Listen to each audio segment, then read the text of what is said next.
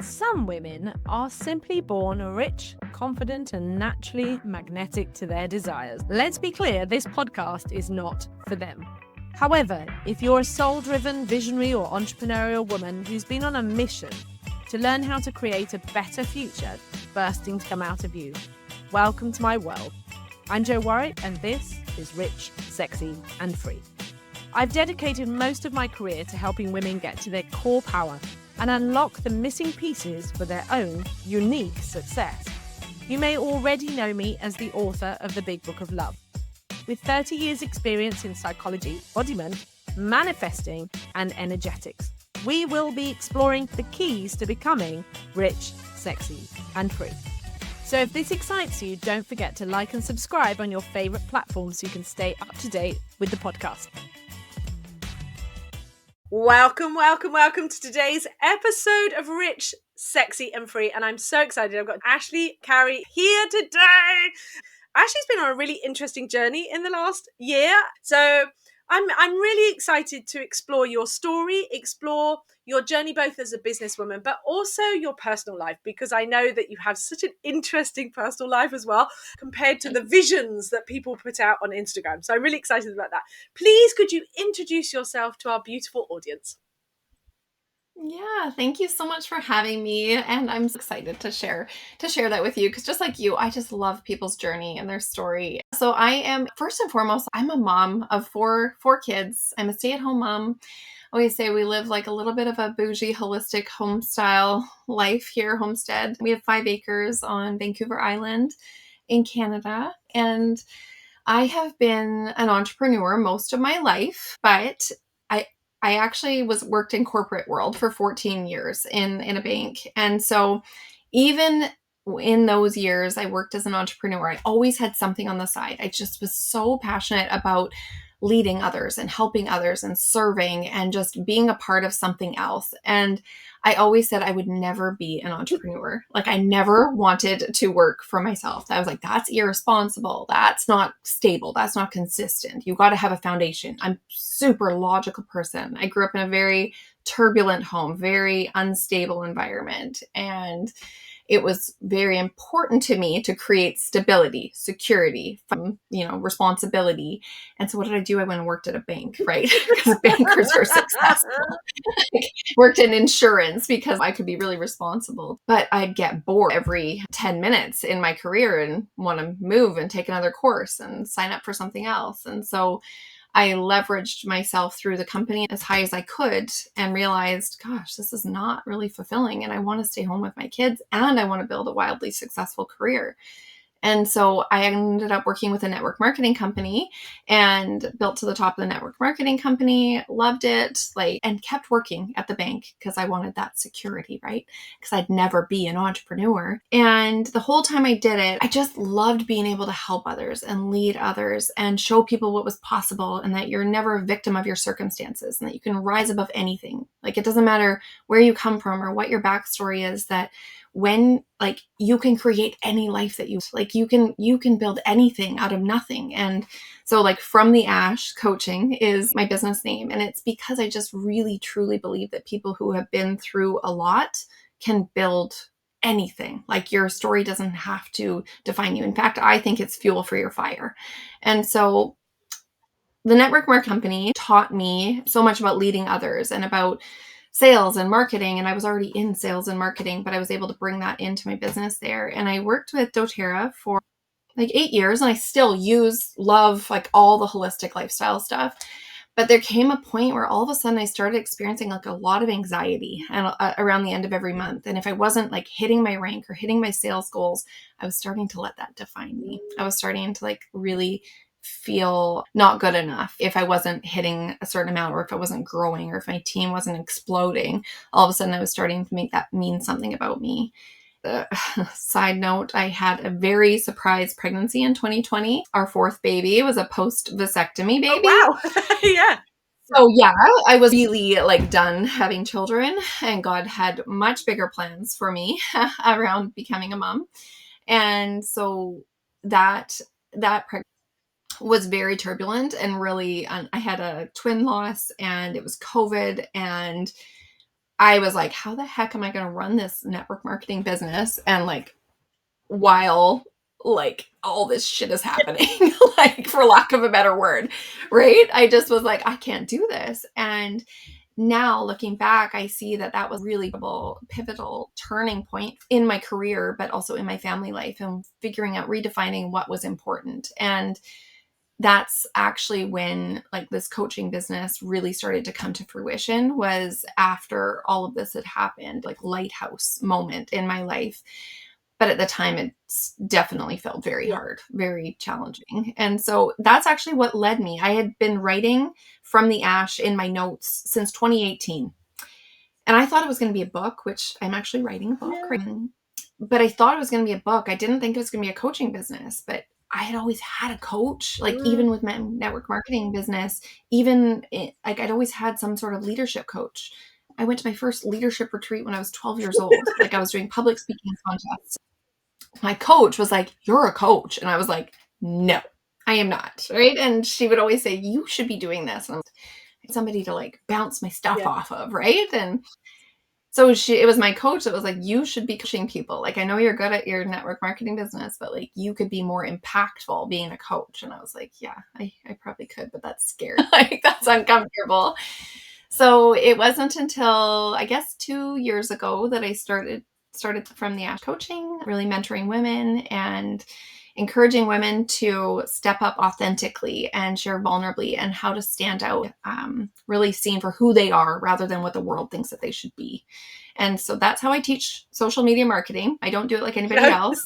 I like simplicity, boldness. I like people to really stand out for what makes them different. It resonates so much with me. Everything I'm about is about being authentic, and the whole essence and ethos of Rich, Sexy, and Free is stepping into the fullness of yourself and having the life that suits you. But I'm really interested, there was so much of a theme in there of overcoming your childhood and the experience of, I've got to stay down this lane and I've got to be secure and I've got to be secure. But I think there's an amazing story in there as well for people to recognize that it isn't all or nothing. I think we get told that you have to be an entrepreneur, you have to do it this way, or you have to do it this way. But actually putting your toe in the water was clearly very successful for you. Absolutely. I love this. This is so good, because I think there's such a misconception. You're right, that you have to go all in. But I actually believe that because I had security, like I bought my first house when I was 19, and this is our 8th house. We've been building financial security since we were teenagers. My husband, we've been together since high school. Because I had that financial security, I had more confidence to build my business my way. And so you're right, like with working at the bank, I didn't want to quit my job. I went 2 years of doing both. I was making way more money in my network marketing business, but I kept the security of my career job until I really felt like, okay, it's time. I'm ready. And I remember reading The Big Leap. Yes. That was my book that made me be like, okay, it's time. I'm ready. Right. And within, I think it was like 3 months, I doubled my corporate salary. But it took me quitting that job in order to go all in. But I mean, I was financially responsible for, paying a mortgage and having children. And when you grow up, especially if you're listening to this and you've grown up with turbulence and financial insecurity, it is important to build that financial security so you can have a regulated nervous system and you can build what you want from a place of a solid foundation. I go against the grain with a lot of what people say in this, because from my experience, I've been able to build both. And so I know what it's like. And I stand behind, like, money does create stability in your nervous system. In the right way, of course, in the right way. If you have totally a mixed relationship with money. I've talked about on here lots of times that my journey with money has been very turbulent, because the whole of this podcast is for women who are learning how to do stuff, not that they had it. And so I think it's really great when you can find your path. We're told we're only succeeding one way, and your path suits your development of maturity, your development of security, your development. But as you said, there's that time, isn't there, when you go, I've outgrown this, I need to move forward. I recognize in my first chunks of my life, because I was chasing very big dreams, riding for the Olympics and things like that, but I was always on the edge. My nervous system was fucked. I know. Yeah, Just yeah. I terrible. fully know that Yeah, feeling. Yeah. totally fucked. And I had terrible panic attacks. I used to, absolutely awful. And Yeah. when that career ended, actually, it was a savior. I got PTSD. And of course, it led Yeah. me down a career path that was then considered very safe. Becoming a psychotherapist was like, I'm going to put on this lovely little tight suit and this hat and, Yeah. and Tie it with a yeah, and bow. a tie on the bow. I used to wear a suit when I first started. It was hilarious. I very much lie down on the couch. And so Yeah. unlike me, but I needed it. The same as when I bought my house in Cornwall. This is my house. It was old. I'm never Yeah. moving. I think that's very important, and neither is bad. But I think it's that bit, as you said, No. recognizing when it's time to Yeah. go and how can you do Yeah. it. So when you said like full on like meltdown moments, like I definitely had that even in my business. Like there came a point at 8 years that I felt that dysregulation hitting. And I'm somebody who like I definitely really bad depression as a teenager, a lot of anxiety, eating disorders, like growing up poor in a really turbulent, like abusive home, like all of that stuff definitely like carried piece to needing to prove Yeah. myself. I was worthy. I was lovable. I was fit, like I was somebody to listen to. And that's why I worked through like all the leadership positions at the bank. I was like, I just need a Yeah. title. I just need a certificate. I think I've still probably got one down here, like because it was all making me feel like Yeah. worthy, good enough that I'd like ticked the Yep. box, right? So when I done all that in my doTERRA business and I built like to the top of the company, when I started to fall down, all of a sudden those same wounds were like coming up again. And it was COVID and I was sick and I was pregnant and life was like, what the heck is even happening right now? I flew back March 1st, like March 1st of 2020. I was on a high. Like my business was like, it had never done so well, to like coming back March 20th, the world shuts down. And then I find out I'm pregnant after my husband has had a vasectomy. I'm like, what is life right now? So this weird spiral started happening. And all of a sudden, like on the 28th of every month, when my sales weren't what they used to be, I was like, oh my gosh, like, what is going on? And I had actually taken this like leadership course again, because I was always signing up for courses, right? Yeah. Like such an Yeah. overachiever. Give me another Yeah. course. And I broke down to one of the coaches in there. I just sobbed. I was hysterical. And I had never let myself go, but I just was like, I can't do this anymore. And that was that turning point when I finally just let go, bawled my eyes out, had a freak out, trembling on the floor Yeah. moment. And she was like, you're ready. Like, you're ready. It's time. And I was like, I don't know how, right? And it was to start this other business. It took like a real Yeah. breakdown to have that breakthrough, to really Absolutely. trust myself. Whew, it was like so uncomfortable. And meanwhile, my husband had been telling me for years, you just need to have your own Yeah. business. So much more to you though than it being a business. It wasn't about the business, it was about the independence. That, can I do this? Can I be me? Am I Yeah. not having to fulfill these limiting patterns anymore? So yeah, Mhm. really exciting. In that journey of starting your business, the first bits, not where you are now, but that first bit, Mhm. did you fall into those old patterns of trying to get the ticks and the gold stars and be the high achiever? And This business has never been about that. marvelous. I actually think that's been why it's been so Yeah. successful, is because right from day one, I wanted to just serve. I was like, I don't even care if I make any money from this business. That wasn't like I just was like, I just want to help people and I just want to Yeah. serve and I just want to show up and I want to be myself. And when I told, for certain friends and like people in Yeah. doTERRA, I'm like, it's not crazy. And they were like, it'd be crazy for Yeah. you to not do this, because strategy, numbers, problem solving, solutioning, like figuring all that stuff out, they would all come to me Yeah. for that. And I would be helping them I was helping people for free for years before I started this business with everything that I teach Yeah. now.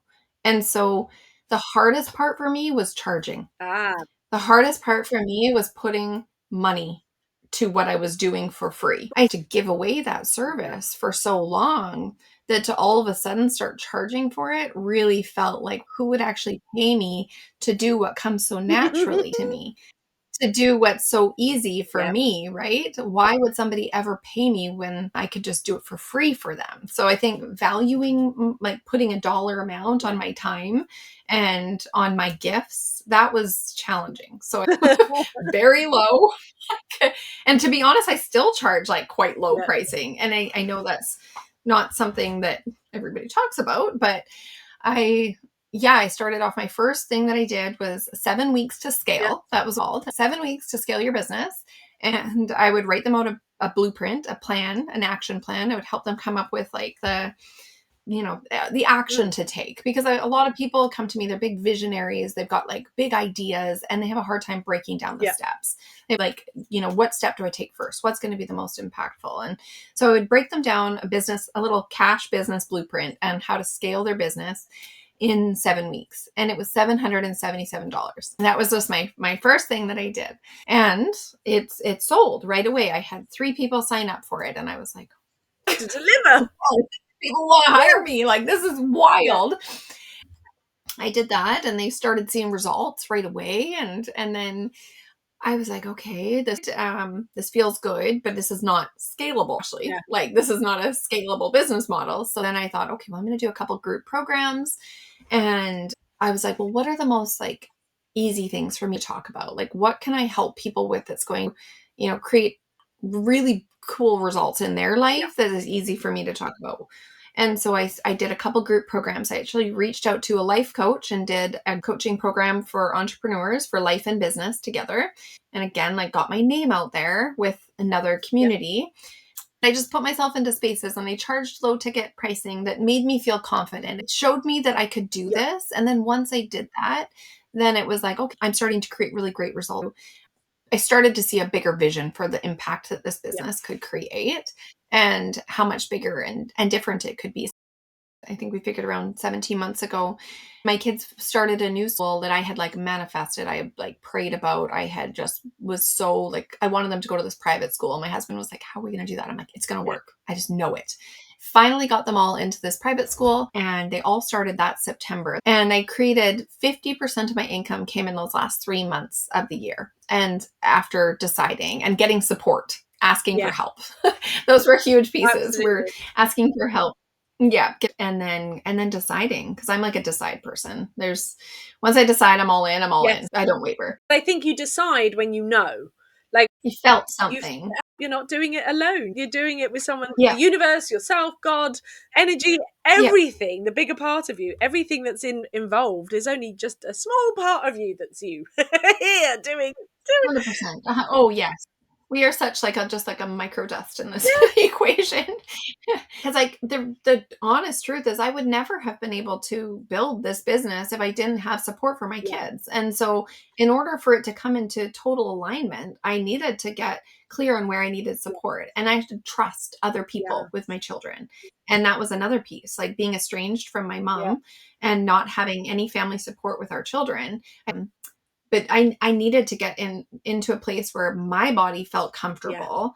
In order to be able to move, I needed to feel like secure, solid, safe, and not just finances, but actually in my body with my children.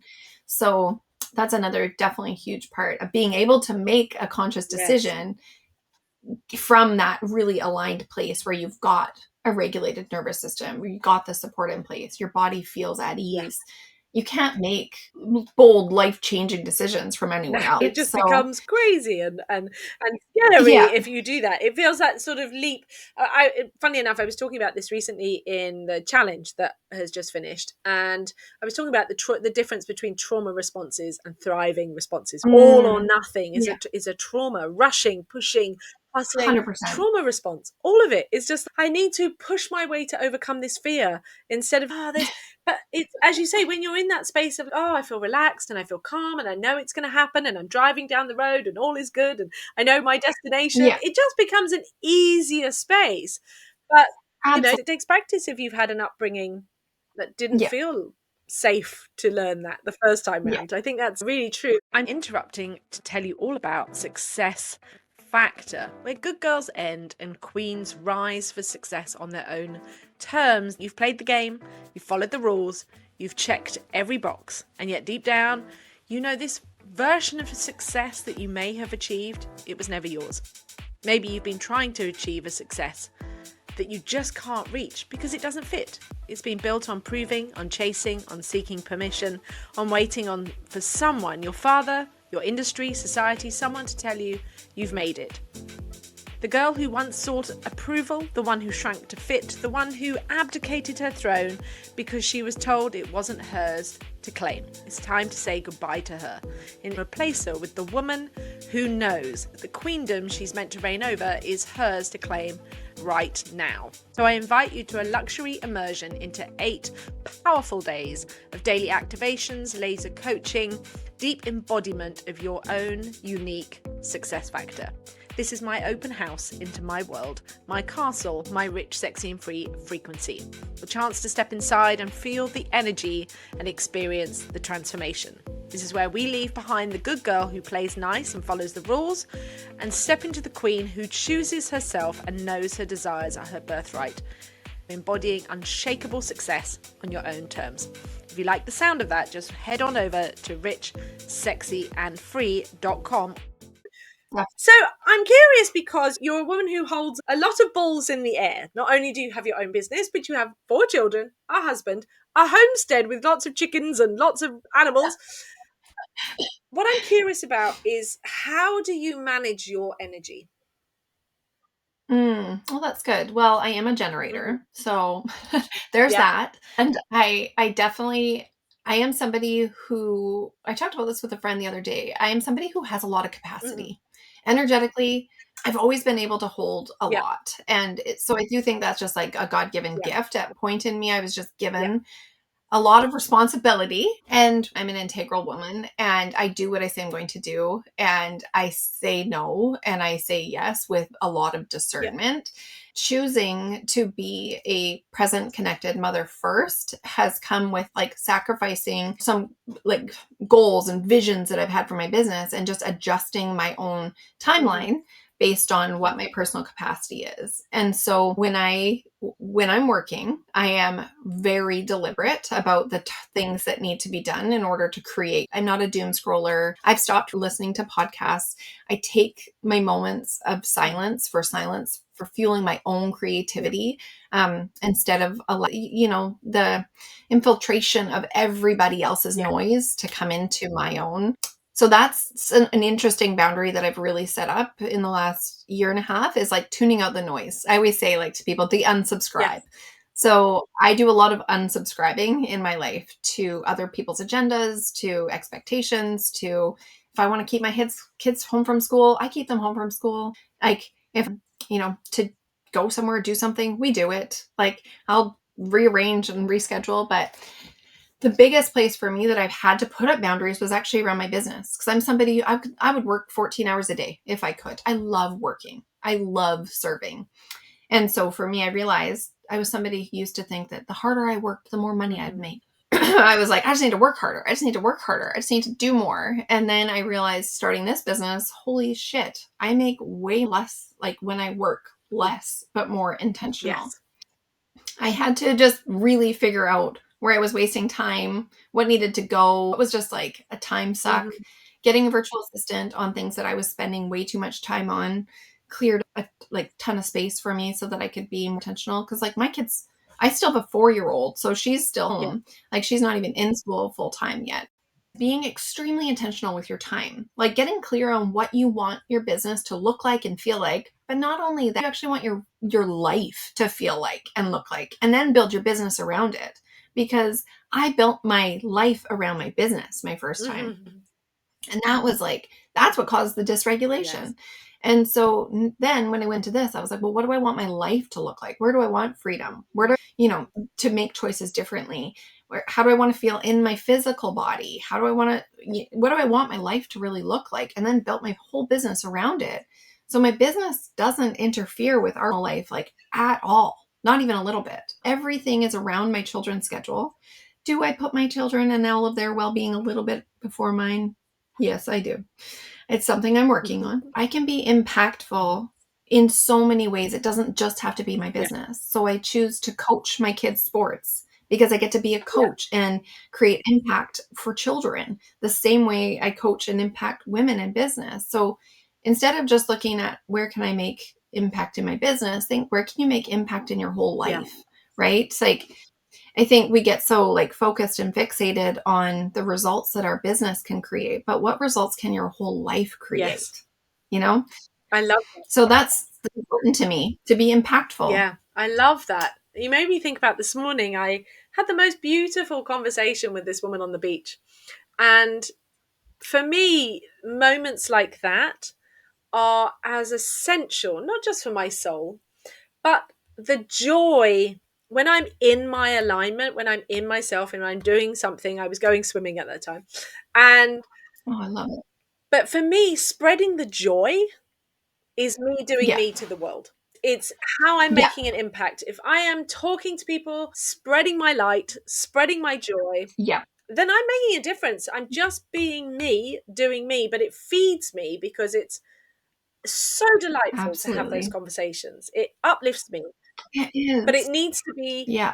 as you were saying, Akuno, that I really love that about how you worked your business around your life. I often talk about the life brand, but I was just thinking I'm at a stage where I'm really wanting to integrate my traveling, which is such a big part for me. And now Mm. that my dog has died, Yeah. I really want to Yeah. integrate that traveling into my business, out of the rich, sexy, and free. For me, I've spent so much on the sexy part, the energy part, the loving part, the doing all that part, loving yourself. But the freedom part is the bit that is my driver, is always my driver. And Mm. it's the bit that brings in the rich part because it's about that. If you were to define your life brand in the way that you've been speaking, I often define it as a car. So, what kind of car would your life brand be? Like the marketing brand, but a brand. So, are you a 4x4? We all go and hike and do adventures. Are you a truck? Are you a sports car? What is your life brand that suits Oh, you? I love this. So I actually drive like my dream vehicle, which is so funny because I had never had like a car loan in my life. But I said to my husband, I'm like, I spend so much time in our vehicle. It's like an extension Yeah. of me. Like I drive 4 kids around, they all play sports, everybody's got activities. I do all the pickups and drop-offs, right? And so I was like, I want a nice Yeah. car. I want a fancy ass car. I don't care. I don't care if it's Yeah. $100,000. I want my car. And my husband was like, "This is right." Like, he had driven, like, had Volvos for a long time, but, like, the fancy Volvo. Like, I wanted the white leather interior with the deepers and it had extra seats, but then we outgrew it with so I do love Volvos because they're Yeah. solid, they're secure, they're a little fancy pants, but you feel like a boss when you drive. So Volvo, yeah, I love, but then we ended up getting something bigger, which is like I drive a Yukon. It is big. It is lovely. It is got really a lot of room. I can go anywhere in it, but it's super comfortable, super Yeah. luxury. It's extra skylight. So really like it feels like Yeah. open and bright and so I would say it's a pretty good of my business because it is like a little bit like homesteady, but like a little bit Yeah. bougie, right? Like it's fancy. It was pretty Yeah. pricey, but it could do anything Yeah. with it, right? And so I would say like it ticks all my boxes. And I got to a point where I really didn't care what anybody else No. thought, or I was like, this is what I want. I don't need it to make sense for anybody. It's really great on fuel. It's a diesel. Like, because there's still that side of me that I'm like, I'm not going to waste No. money on to Yeah. waste money Yeah. on. I'm going to put my money where it matters. Because one of my like tag lines is like building wealth beyond your bank Yeah. account, like having a really wealthy life. And to me, that's like saying yes without Yeah. hesitation, right? Like just saying yes when you want to say Yeah. yes and not allowing indicators to stop you from saying what you really want to say. Absolutely. I was laughing because I went the opposite way with my car. I freaking love my car. Okay, I Oh, have good. got a Volkswagen Golf. Oh, It's yeah. not big. It's compact. It takes 4 people or 5 at a squish. It had me and my dog, and it's silver, and it's got all the frigging gadgets on the inside, which I loved. It was the first time I ever went brand new. I've always had old bangers. Yeah, me Yeah, too. because I was like on Me horses. too. I was always at horses, then dogs, and then surfboards, and all of that. And then I just reached this point and I was like, I want a brand new Golf. I've always loved a Volkswagen, Yeah. always. I've now had it 7 years, 8 years, I think. What are we coming up to? And I don't want to get rid of this car. I get offered a car over it. I'm like, I love this car. I literally will Yeah. probably drive it into the ground. And it's a bit like my Mac. I love my Mac. Oh, If yeah. I'm going to buy something, I want it to last. I want something that's elegant and stylish and will last. That's the part of me. Yeah. It's got to have quality and it's got to have Yeah, me too. sustainability. But it's so funny because other people thought that I should be driving something sporty. And now I Okay. would, if my lifestyle was different and I could have a second car, I would probably go for an Aston Martin, given the chance. But only as a second car. Yeah, me It's too. not because I have no need for a second car. I would rather have a plane ticket. I had to get over other people's perceptions that I wanted a small car. Yeah, no, like, everybody else was like, "Well, why wouldn't you get a minivan? Like, why wouldn't you just have a Oh, van to drive your kids?" I'm like, "Because I don't want one, no, and I'm not gonna have what I don't want." no. The more we just settle and allow Yes, things that we don't want in our life, you think, "Oh, where else am I settling? yes, Where else am I just taking in what I don't want?" I mean, I could have just gone, a yeah, van that would have maybe been a more logical, responsible choice. But I was like, "No, I don't want to just no, settle. I've never settled in my life. Why would I settle right no. now? I will not. I want to create a life that I Yeah, love, that is full of wealth beyond my bank absolutely. account, in my vehicle, driving Yeah, experience, well, out on the farm, out on the land, when I look at bank yeah, account. I want to feel that. And that is freedom and that yeah. is wealth. There's a truth in that because you are a generator. There has to be that I am saying yes to in my soul. And actually, I truly think for everybody, that word settle, we're told to Yeah, settle down. And it's the biggest misnomer for alignment and 100%. energy and growth because you should settle up, go Yeah, bigger, go yeah, more of you. yeah, But we're always told, oh, settle yeah, it down. And I think you're right. I just saw this wonderful vision of every time you settle, it's like a weight being put on you and it drains you. Could you imagine getting into that car every day and becoming resentment about it? If you were driving that minivan, you yeah. just feel resentful. I would be frustrated. It would F with my Yeah, frequency, like all of it. From an energetic yeah, perspective, even our house, like we're in the midst of doing renovations. I said to my husband, I'm like, if we renovate this house, I make more yeah, money. Like, because when I'm in the yeah, energy of wealth, of experience, of expansion, I make more money. Every time absolutely. I travel, I make more money. And like every time I make more money, I create Yep, more impact. Like I'm like, it's this like circle of yep. opportunity. So it's like where in our life, like for me, I realized I need help like Of cleaning our course. house. Because when my house is messy, my mind is Yeah, messy, yeah, my work isn't as productive. So it's like I started to figure out like what are the areas in my life that I'm settling with a yes. messy house, right? Our house is very lived in, but we've been settling with not renovating it because we're not selling. This is our eighth home, and we've easily renovated them, done all this stuff because we knew we were Yeah. selling. But as soon as it was just for us, we didn't want to invest. Yeah, that's an interesting limiting belief that's needing to come in, isn't I it? know. We were just like, oh my gosh. We looked at each other and we were like, the only reason we're not renovating is because we know we're not Yeah, selling. And we were like, that's yeah. ridiculous. We were like, why can't we do it for us? But we both are generators. We're Uh, both extremely hardworking yeah. people. And we were like, well, we don't need it. Yeah. So now we're like, I said, we need to Yeah, renovate. So we're doing a massive renovation on our house, but we spend a lot of time here yeah. and it does affect your It really energy. And does. we were settling in the way it felt in our home. Yeah. So Yeah. yeah, it's a great question. So I think that conversation really highlights to people that when they have those big dreams, they don't realize that the importance is all the little stuff. It's how the little stuff adds up, the way that you show up, as you Yeah. beautifully said about that, finding that balance with the kids and what was your priorities. And that is rich life. It's not, oh, I've Yeah. just got to wait until I eventually get to this £1 million or I get to Yeah. have the Learjet or whatever. Yeah. Waiting is what's in the way. It's all of those moments. If I had just waited until the kids were older to actually go after the things that I wanted, Yes. they never would have come. And how much joy and impact and Mm, experience would I have missed out just waiting or settling? I was never set up to be a stay-at-home mom. Like that was not in the cards. When we had our first child, I said, I will never be a stay-at-home mom. I am highly driven, highly motivated. I love working. It is crucial to me that I maintain a yeah. career and impact outside the home. Like if I had just waited until the kids were older, I would be miserable. I would be like an empty shell of a human being. And so you're so right. It's like finding, creating, and choosing to live full out and create the experiences, even in the messy seasons of Of course. life, even when things are hard. Yeah. Because if you wait till they're not hard, it's never going to happen. No. Yeah. And also you get better at Yeah. it, don't you? You get better at it. Brilliantly about being your authentic self, and we've been talking about your amazing life. I'm curious to know, like, for the women that you work with, so in their business, how does that translate into bringing themselves out into their Mm, online space, their social media and all of that? mm. So this is a good conversation.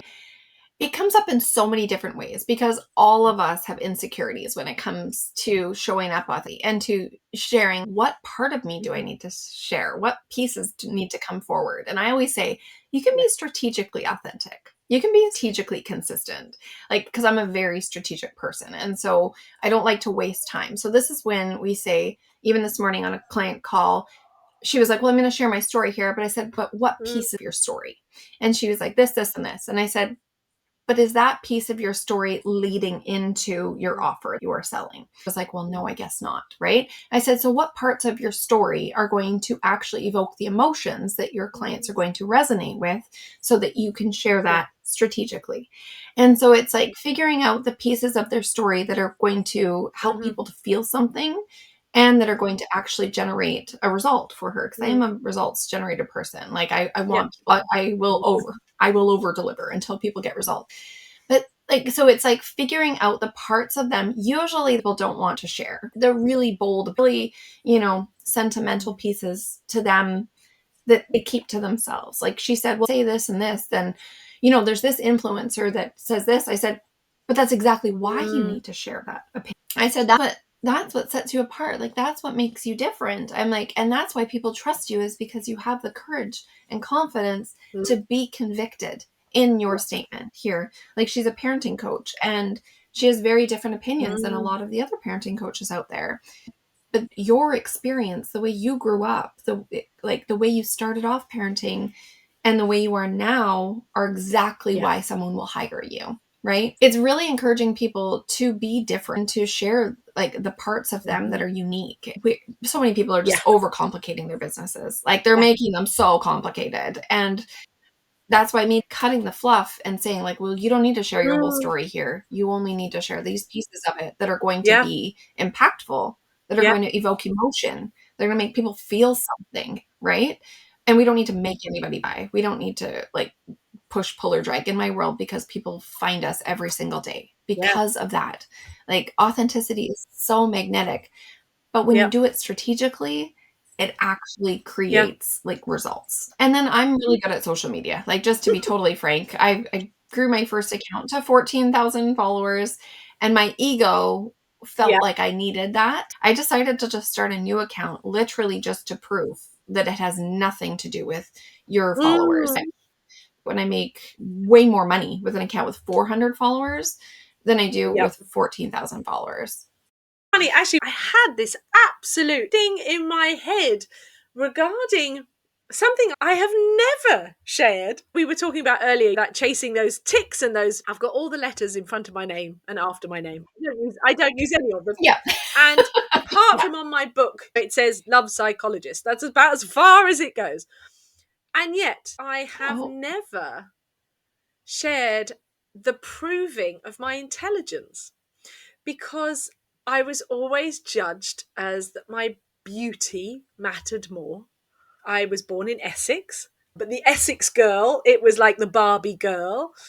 Um, my yeah. whole life has been about that proving that I'm intelligent.